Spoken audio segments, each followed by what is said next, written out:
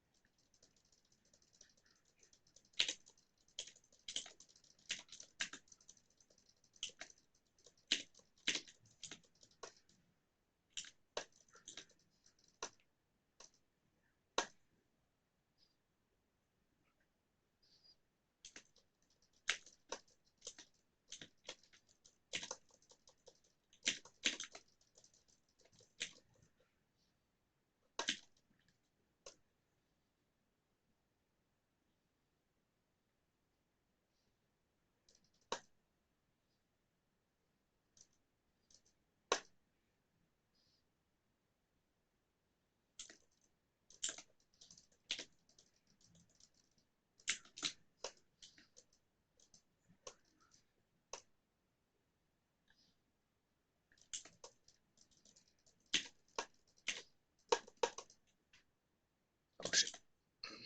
That was okay. This is the part I hate the most.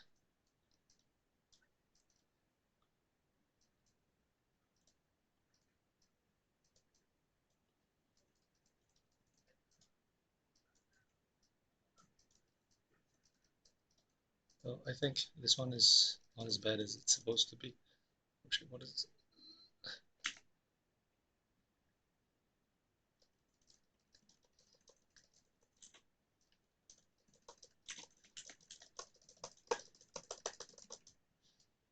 Okay.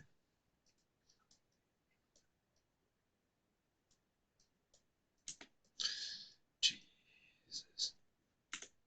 Okay. Okay. Yeah. Hopefully I have enough portals to bust them down. I'm okay with losing the XP. It really doesn't matter.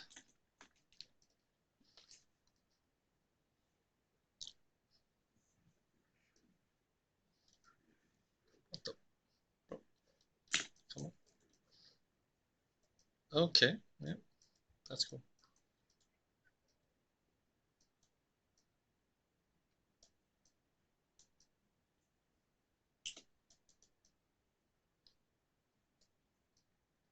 Oh, what the hell?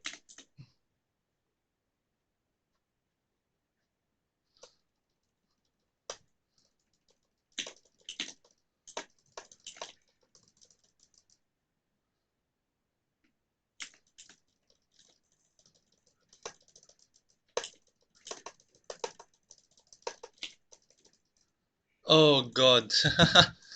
That was close. I mean, not really close. I think this was still better than the Ether. I think what happened with Ether is like I really didn't know how to fucking deal with the boss fight because when you have no mobility, you're like, oh, what the fuck do I do here? You can't dash. You just have to sprint. You have to press blast. So yeah, this is an interesting experience. There's no mobility skills, right? So, but I think also I'm not sure if this is nerfed. I mean, I think the sun phase isn't as bad, but then again, this could be just the quest, so right. So that's the reason why it's not that bad. I'm gonna briefly just talk about some updates to the build, what I plan to do next, how I'm gonna update Atlas passives, what I figured to be an issue with the build, and how I solved it. Not really solved it, but I diagnosed an issue with the build. So let's just go into it. Yeah. So for one, I replaced the belt because I found this in Heist. Normally this is like for 30 elks or some shit. Really expensive. Or maybe it's not. Maybe it's 20 something else, but no one's selling it below 30. So yeah, this is really good because it allows me to drop one strength node and then one strength node here, and then I can go like more life and all that. So as you can see with this belt, I go from 4K life with like 900 ES to about 4K life with, what was it? Not really 4K life, but close to 4K life with about um 2000 ES. So there's an insane amount of ES, right? Um, you get Corrupted Soul as well, which is 50% of non-chaos damage, bypasses energy shield. This allows me to then kind of like, I mean, it just makes it gives me a lot more EHP than I would normally have. Um, so what I discovered was, so I was running two profane proxies, right? What I discovered was, um, you actually do way less damage, and the reason why you do way less damage is profane proxy will apply a hex once, and then when you remove it, it doesn't reapply again. The aura from the skateboard doesn't reapply it. So you really do need a on-hit effect on one of your gear in order to have like constantly have hexes, so that you can remove those hexes. So that when you remove those hexes, it doesn't like you won't have no hexes on the mob, and then you will still do pretty decent damage. My hex loss is still 19 right now. Maybe I should just wait for it to be 20 before I start doing bosses.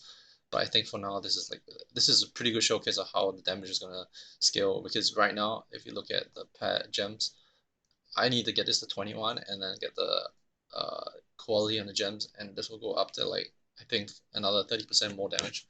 Um, just because of how at a chaos hexblast scale with levels, and then how quality scales the minefield and high impact. So high impact is like 10% cast speed, throw speed. Minefield is also 10% throw speed, which is insane. A normal strat and mine damage support is going to give me a lot of reservation efficiency for the mines, which allows me to then stack the maximum amount of mines. Uh, what I really want next is a decent boot. So this one's kind of meh. Hopefully I can get a better one. Once I get a better boot, I'm going to start doing lab and get the 10% elemental penetration.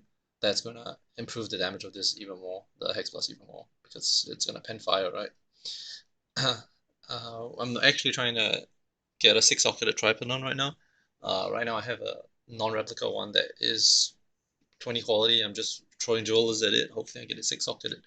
Reason being is because I feel I'm going to be socket stuffed, and I want to deal with that as soon as possible, to make way for the next step in the build. Mostly just, I think after that we'll just be updating Flask, getting better Flask. Another thing I might want to do and focus on is to quality this up to 20 for critical. This gives me about 270 multi, I think. So about 50 more multi. Was it 50 more? Yeah, about 50 more multi. It's pretty insane, 50 more multi. It's just that you have 48% less crit chance, so I need to get the crit chance somewhere else. Likely I'm gonna do this, so I'm gonna pop Heartseeker. That gets me 30 multi. I'm gonna get the other 25 multi, so this is 30 plus 20. That's 50, 50 plus 50. There's about 100 extra multi over there, which is pretty nice. But yeah, that's one alternative for damage scaling. And then the other one as well is, instead of allocating replenishing remedies, I drop this entirely. Hopefully, I'm not sure if I have enough flash charges for boss fights, but we'll see. If I don't, then I might have to path this. So the other alternative is I path this, and then I get a wither and anoint. So sorry, corruption on the anoint. So this gives me 35% chance of if I get with it, and that basically gives me 11.5% more damage. I think this is yeah, this is strictly 11% more damage. But yeah, I think right now this is super good utility. So this is pretty cost efficient. I don't think I'll change this. What else I've changed? What we see my pathing right now here is very focused on life. Um, so yeah, just getting I think I have like 160% life, 150% life, which is pretty insane for Saboteur. I probably can get the rest of the life nodes here, and then the life nodes, and the life node here. That will pretty much put me at like 170% life or total or some shit like that. 175 or 180, I can't remember.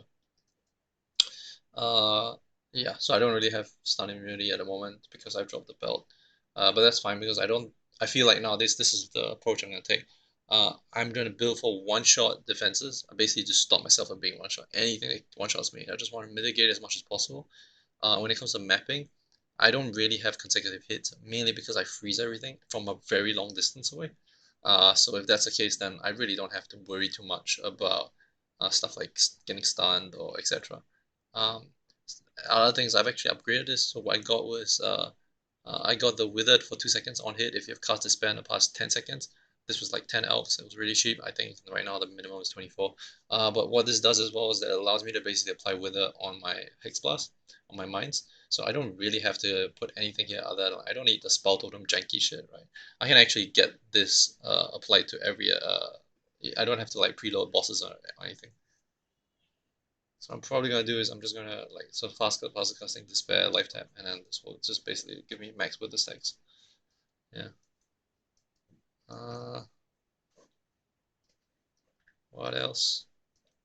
Yeah, there's nothing much. I have a T15 map that I will probably use to clear and then oh yeah, and then Atlas respects. So the Atlas respect I'm gonna do is I'm gonna get rid of all the points, the 20 points, and get rid of Wandering Path.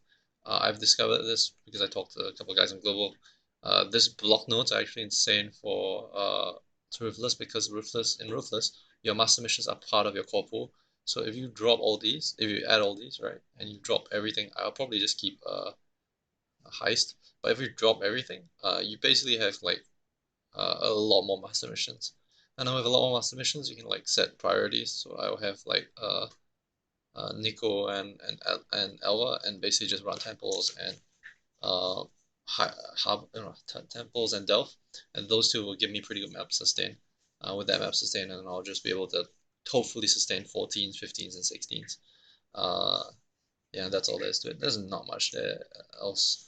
I think right now, so I've got like, okay, I'm gonna go to, actually I can do the respec now, to be honest, because after this I'm gonna get points from, correct? Yep. So I have 2 points, and then, so I have 2 points, and then I have 5 refunds, so that's 7. Actually, no, not enough yet, so 10 plus 7, I still need like 3 more chances, and then I still need probably like another 20 more. So I need probably another 20 elks or so. Convert those into chances, and I'll do the respec. Yeah. So I'm just slowly farming up. And yeah, hopefully get a 6 socket on this. Oh well. Alright, peace. See you guys. That's pretty meh. This is a high. Nah, it doesn't even have high armor. Okay. Oh yeah, yeah. One more thing. I've been doing sanctums, and I actually got my first Sanctified Relic, and thank God this one's actually useful. So 12% Chaos Res is pretty nice. Right now I'm at like minus 28. It will be a minus 40 if it weren't for that. So at minus 28, it's not too bad. It helps me deal with most of the incoming chaos. I actually can do T16s pretty comfortably. I've actually done also. Oh my God. Wait, let me do a 15 instead. I'm gonna run Toxicilla, Grotto. Let's just underground see it, because that would be my gateway into Grotto. Okay, so I've done actually one Elder Guardian, sorry, not Elder Guardian. I've done one Conqueror.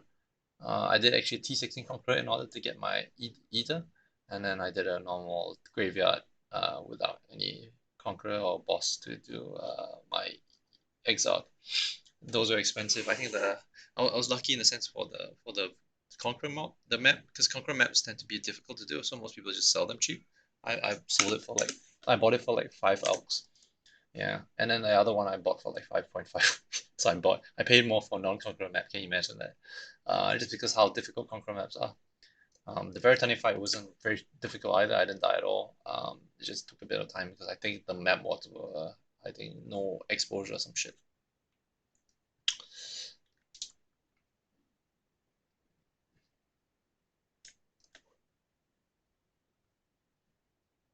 Nice, he's giving me half in chances.